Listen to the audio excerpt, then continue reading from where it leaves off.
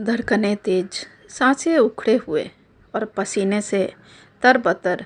आज फिर से मैं घबराया हुआ नींद से जागकर उठकर बैठ गया। फिर वही सपना, फिर वही साया, फिर वही चीखें। बार बार मुझे एक ही सपना काफ़ी परेशान कर रहा था।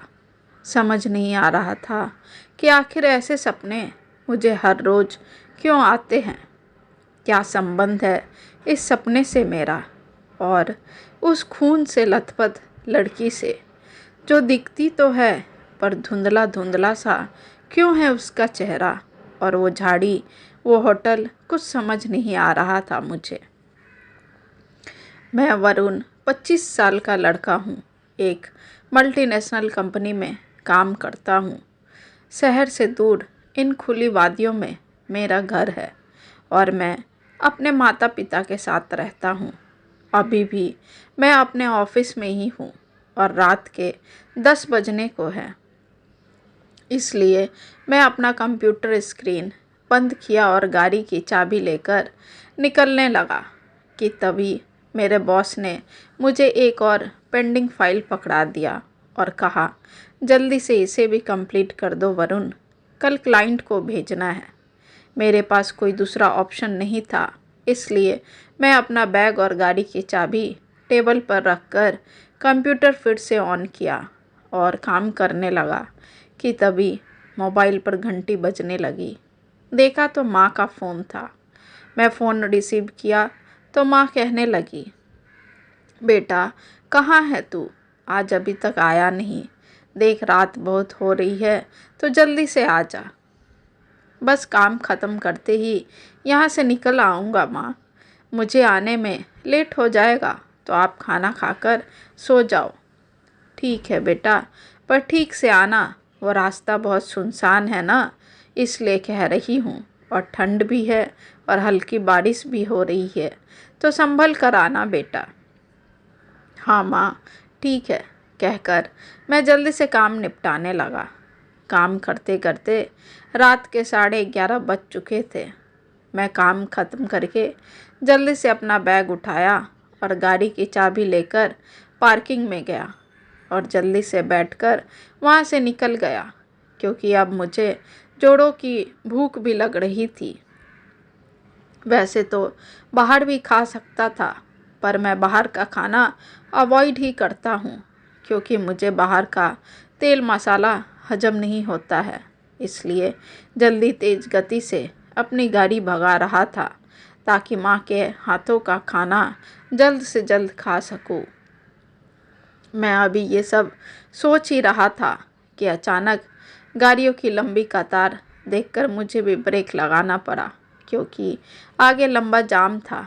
शायद से ठंड की वजह से कुछ हादसा हुआ था। अब तो काफ़ी समय लगने वाला था। बस यही सोचकर एक शॉर्टकट रास्ता अपनाने का सोचा। फिर थोड़ा ठहर सा गया, क्योंकि आम लोगों का ऐसा कहना है कि वो रास्ता सेफ नहीं है। कहने का मतलब काफ़ी सुनसान और झाड़ियों से होकर गुजरना पड़ता था। वहाँ आए दिन कुछ न कुछ हादसे होते ही रहते थे। चूँकि मेरा घर शहर से दूर आउटर एरिया में था, इसलिए मुझे आने जाने में काफ़ी समय लग जाता था। पर जब से ये हाईवे बना था, तब से इन पथरीले रास्तों से दूर ही रहता था मैं। पर अब मेरे पास दूसरा कोई विकल्प नहीं था, इसलिए कुछ पल के लिए मन से डर को हटाकर और पेट की भूख को देखकर मैं वहीं शॉर्टकट रास्ता लेने के लिए अपनी गाड़ी उस ओर घुमा लिया। रास्ता बहुत संकरा और पथरीला था।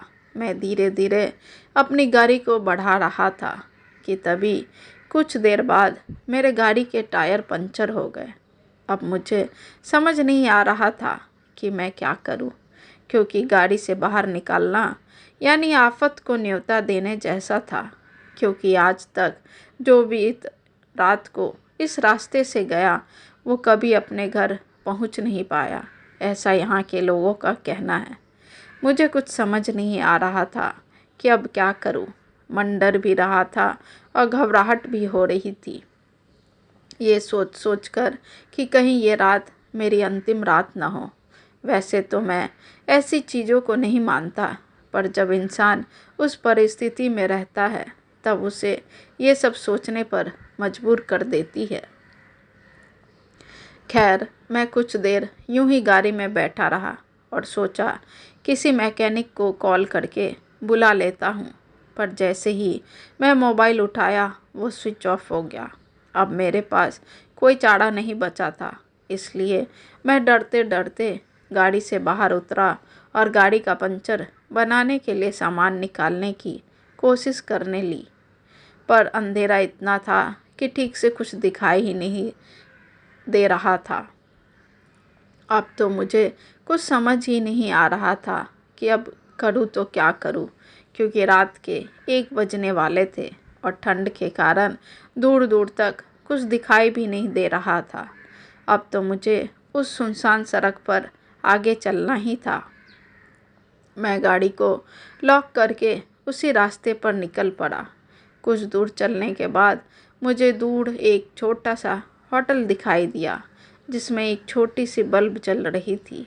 उसे देखकर मन को थोड़ा तसल्ली हुआ। मैं तेज कदमों से चलता हुआ वहां पहुंच गया, पर अंदर आने के बाद मुझे रिसेप्शन एरिया में कोई भी नहीं दिखा। कुर्सी यूं ही खाली पड़ी थी।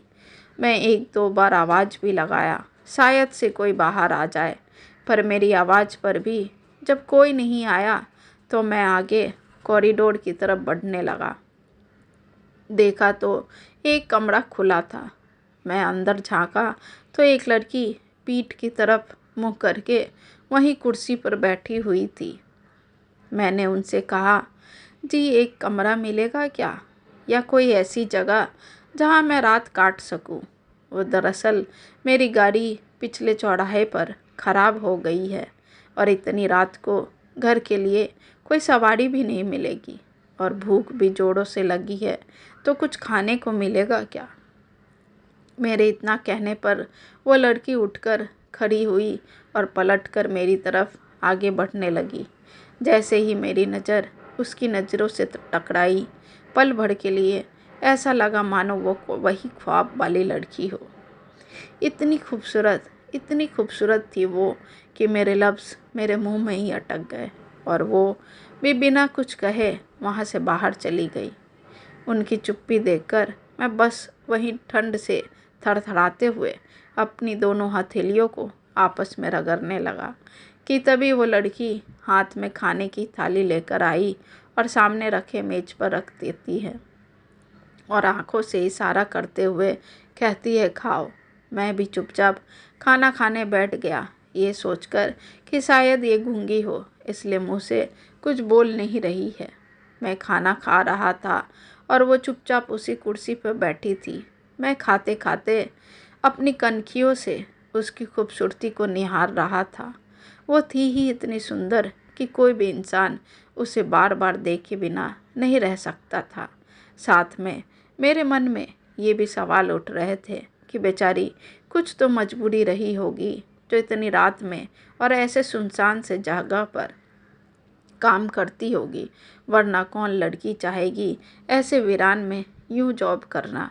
खैर, मैं खाना ख़त्म करके वहीं लगे कुर्सी पर बैठ गया और उससे बात करने लगा, क्योंकि मेरे अंदर बहुत सारे सवाल थे जिसका जवाब सुनने को उत्सुक था। मैंने फिर उनसे पूछा, जी इतनी रात को यहाँ इस सुनसान से जगह पर काम करते डर नहीं लगता? ऊपर से आप इतनी खूबसूरत भी हैं, फिर भी आप यहाँ।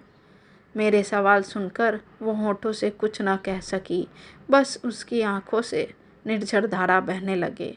उन्हें ऐसे रोते देखकर मेरा मन अफसोस करने लगा कि शायद मेरा सवाल ही गलत था, जिसकी वजह से उनकी आंखों से आंसू तैरने लगे थे। बस यही सोचकर मैं चुप हो गया और कुछ पल शांत बैठने के बाद मैं झपकियां लेने लगा और वो कुछ बोल रही थी, पर मुझे कुछ सुनाई नहीं दे रहा था। मेरी आंखें बार बार बंद हो रही थी, पर मन जाग रहा था और देखते देखते मैं गहरी नींद में सो गया। और जब आँख खुली तो मैं बाहर था, रिसेप्शन एरिया में, और सामने 40-45 साल का एक आदमी बैठा था। उसने मुझे देखा और थोड़ा मुस्कुराया और कहा, साहब आप यहाँ कैसे आए? उसके सवाल सुनकर मैं हैरानी से उसकी तरफ देखा और कहा, जैसे आना चाहिए, इस दरवाजे से। उसके मेन दरवाजे की तरफ इशारा करते हुए मैंने जवाब दिया, पर साहब ये कैसे हो सकता है? ये दरवाज़ा तो बंद था और चाबी मेरे पास रहती है। रात के 12 बजे ये दरवाज़ा बंद हो जाता है। मैं उस आदमी की बात सुनकर दंग रह गया और सोचने लगा, ये कैसे हो सकता है? मैं तो इसी दरवाजे से अंदर आया था और वो लड़की, वो कमरा। फिर मैं पूरे आत्मविश्वास के साथ बोला, भाई मैं इसी दरवाजे से अंदर आया था और अंदर आते ही मुझे यहाँ रिसेप्शन एरिया में कोई नहीं दिखा, तो मैं कॉरिडोर की तरफ बढ़ा जहाँ कमरा नंबर 71 था और उसी कमरे में एक लड़की भी थी जिन्होंने मुझे खाना भी दिया और पूरी रात उसी कमरे में उस लड़की के साथ था। मेरे ऐसा कहने पर वो आदमी ज़ोर ज़ोर से हंसने लगा और हंसते हंसते कहता है, साहब लगता है आप अभी भी नींद में हैं, इसलिए कुछ भी कह रहे हैं। मेरे होटल में ना ही 71 नंबर का कमरा है और ना ही कोई लड़की यहाँ काम करती है। ऐसा लगता है जैसे आप कल रात नशे में थे, इसलिए बहकी बहकी बातें कर रहे हैं। उसकी नकारात्मक बातों से मैं थोड़ा चिढ़ गया और चिढ़ते हुए कहने लगा, मैं कह रहा हूँ ना, मैं उसी कमरे में था और वो लड़की भी थी। यदि आपको विश्वास नहीं हो रहा तो चलिए मेरे साथ, अभी सच सामने आ जाएगा। मैं हैरानी से उस आदमी को कह रहा था जिसका होटल था, अरे साहब आपको मेरी बातों का विश्वास नहीं तो चलिए आपको मैं भी दिखा देता हूँ। ऐसा कहकर हम दोनों उसी कॉरिडोर की तरफ बढ़ने लगे और जब मेरी नज़र गई तो मैं अचंभित रह गया, क्योंकि वहाँ सच में 71 नंबर का कोई कमरा नहीं था, बल्कि वो एक स्टोर रूम था जहाँ कोई आता जाता नहीं है। रूम के अंदर झांक कर देखा तो वहाँ ना कोई टेबल था और ना कोई कुर्सी था, बस था तो टूटे फूटे सामानों का जमावड़ा। मैं वहाँ की सच्चाई देखकर अपने दिमाग पर जोर डाल रहा था कि मैंने देखा वही सच था, ये नहीं। और फिर मुझे यकीन हो गया कि वो ना कोई ख्वाब था ना कोई भ्रम, बल्कि वो कोई साया था जिसके साथ मैंने पूरी रात गुजारे थे। फिर काफ़ी दिमाग पर जोर डालने के बाद मुझे कुछ धुंधला धुंधला सा याद आने लगा। उसकी बातें, शायद कुछ आधी नींद में था और वो कुछ कह रही थी। आज से 25 साल पहले एक रात वो इसी रास्ते से आ रही थी और उसकी भी गाड़ी ऐसे ही खराब हो गई थी। जब वो गाड़ी से नीचे उतरी तो वहाँ अचानक 4-5 शराबी नशे में धुत कुछ लड़के आ गए और उसके साथ बदतमीजी करने लगे। कोई गंदी गंदी फप्तियाँ कसता तो कोई उसके बदन के साथ छेड़खानी करता।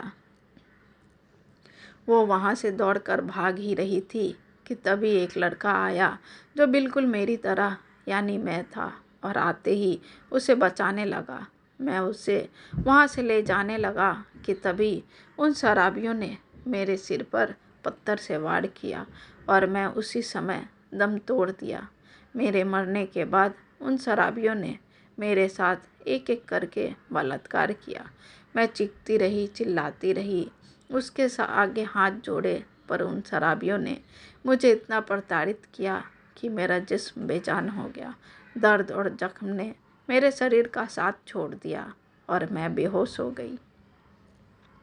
मुझे बेहोश देखकर उन्हें लगा मैं मर चुकी हूँ, इसलिए उन लोगों ने मुझे झाड़ियों में फेंक दिया। सुबह तक मेरे प्राण निकल चुके थे।